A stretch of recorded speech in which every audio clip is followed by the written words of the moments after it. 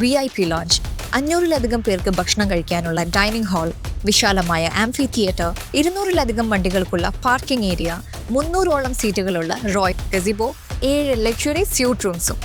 Contact now for booking. പരതൂരിൽ LDF rally സംഘടിപ്പിച്ചു. മന്ത്രി MP രാജേഷ് റാലിയുടെ ഭാഗമായി നടന്ന പൊതുയോഗം ഉദ്ഘാടനം ചെയ്തു. തദ്ദേശ തെരഞ്ഞെടുപ്പിന്റെ ഭാഗമായി പരതൂരിൽ LDFിന്റെ നേതൃത്വത്തിൽ റാലി സംഘടിപ്പിച്ചു. പാലത്തറയിൽ നിന്നുമാണ് റാലി ആരംഭിച്ചത്. വാദ്യമേളങ്ങളുടെ അകമ്പടിയോട് കൂടിയായിരുന്നു റാലി.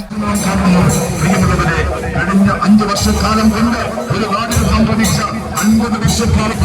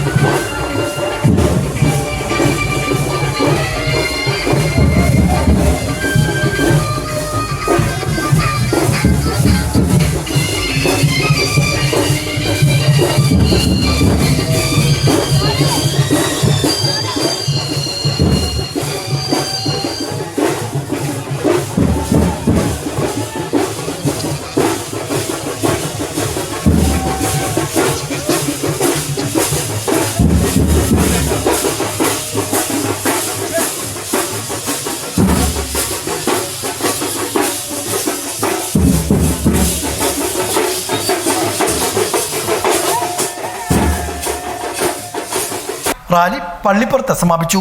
സമാപന പൊതുയോഗം മന്ത്രി MP രാജേഷ് ഉദ്ഘാടനം ചെയ്തു.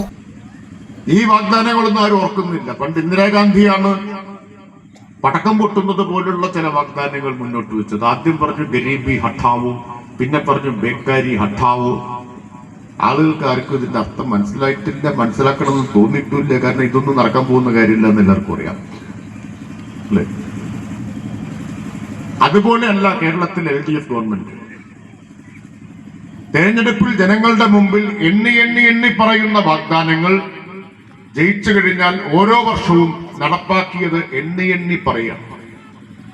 ഓരോ വർഷവും പ്രോഗ്രസ് റിപ്പോർട്ട് ജനങ്ങളുടെ മുമ്പിൽ വെക്കുകയാണ്. ആദ്യത്തെ വർഷം ഞങ്ങൾ പറഞ്ഞതിൽ ഇത്ര കാര്യങ്ങൾ ചെയ്തിട്ടുണ്ട്, ഇത്ര കാര്യങ്ങൾ തുടങ്ങിയിട്ടുണ്ട്. ഓരോ വർഷവും പറഞ്ഞ് 5 വർഷം കഴിയുമ്പോൾ ഒരു പ്രോഗ്രസ് റിപ്പോർട്ട് വെക്കുകയാണ്. ഞങ്ങൾ ഇത്ര കാര്യങ്ങൾ നടപ്പാക്കിയിട്ടുണ്ട്, ഇത്രമാത്രം സുതാര്യമായി ജനങ്ങളാണ് യജമാനന്മാർ എന്ന ജനാധിപത്യ ബോധത്തോടു കൂടി പറഞ്ഞ കാര്യങ്ങൾ നടപ്പാക്കിയത് ജനങ്ങളുടെ സമക്ഷം അവതരിപ്പിക്കുന്ന ഏത് ഗവൺമെന്റാണ് ഇന്ത്യയിലുള്ളത്? LDF തെരഞ്ഞെടുപ്പ് കമ്മിറ്റി ചെയർമാൻ ET ഹൈദ്രോസ് അധ്യക്ഷനായിരുന്നു. Convener PK Chellikutty, TK Narayanadas, OK Sethalavi, T Sudhakaran, KV Madambi, Sivan Puliyappatta, KC Ali Iqbal, P Sudheer തുടങ്ങിയവരും പങ്കെടുത്ത് സംസാരിച്ചു. LDF സ്ഥാനാർത്ഥികളും പൊതുയോഗത്തിൽ പങ്കെടുത്തു.